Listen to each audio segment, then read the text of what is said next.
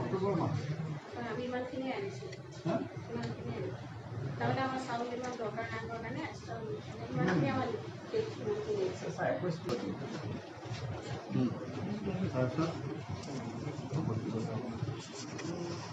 আৰু আপোনালোকে চাউল পালে কিমান আপুনি যে ইমানখিনি ৰাখিছে সেইদিনা দৰ্জাখন খোলা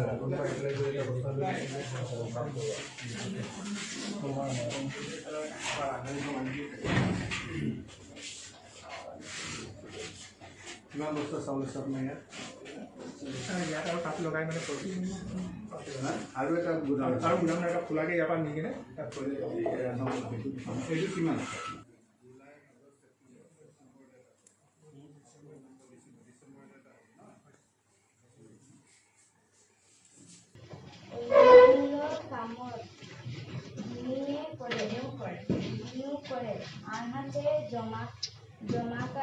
এখন হেৰি হয়নে নহয় সৰ্বশিক্ষা ল'ৰা ছোৱালীক দিবৰ কাৰণে দিয়া হয়নে নহয়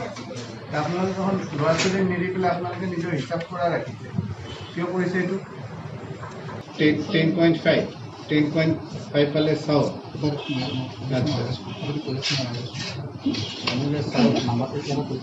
মূলতঃ মই আজি এতিয়ালৈকে 3খন স্কুললৈ গ'লো চহৰৰ ভিতৰত 3খন প্ৰতিষ্ঠিত বিদ্যালয় আৰু এইখন এখন আমাৰ ডিব্ৰুগড়ৰ যথেষ্ট প্ৰতিষ্ঠিত বালিকা বিদ্যালয় 3খন স্কুলতে মই কিন্তু সন্তোষজনক তেখেতসকলৰ এই ব্যৱস্থাটো নেদেখিলোঁ আৰু প্ৰত্যেকখন স্কুলতে মই এটা বস্তু দেখিছোঁ যে এখন স্কুলৰ হাতত তেওঁলোকৰ হিচাপৰ বহিৰ্ভূত লাখ টকালৈকে আছে তেওঁলোকে যিখিনি চাউল পাব লাগে এখন স্কুলত 22 কুইণ্টল 23 কুইণ্টল চাউললৈকে তেওঁলোকৰ হাতত সাৰপ্লাছ চাউল আছে কিন্তু নিয়মমতেতো তেওঁলোকে সাৰপ্লাছ নাপায় এই চাউলবোৰ আহিল ক'ৰ পৰা আৰু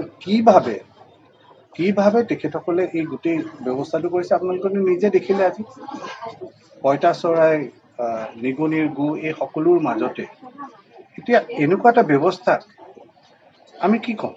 মই এইটো জাষ্ট পৰ্যালোচনাহে কৰিছোঁ আজি মই অসমৰ প্ৰত্যেকখন জিলালৈকে যাম প্ৰত্যেকখন জিলাতে মই চাম মই খুব দুখ লাগিছে যে এনেকুৱা এটা ব্যৱস্থা এই ব্যৱস্থাটোৰ সম্পৰ্কে কোনো এষাৰো মাত নামাতে ইয়াত কিন্তু ছাত্ৰীসকলৰ অভিভাৱকসকলো কিন্তু সদস্য আমাৰ বিভিন্ন সমাজৰ বিভিন্ন প্ৰতিষ্ঠিত ব্যক্তি এই স্কুলখনৰ যিটো মেনেজমেণ্ট কমিটি আছে মেনেজমেণ্ট কমিটিৰ লগত জড়িত তেখেতসকলৰ অজ্ঞাতে এনেকুৱা ধৰণৰ এটা অব্যৱস্থা হ'ব পাৰে বুলিতো মই বিশ্বাস নকৰোঁ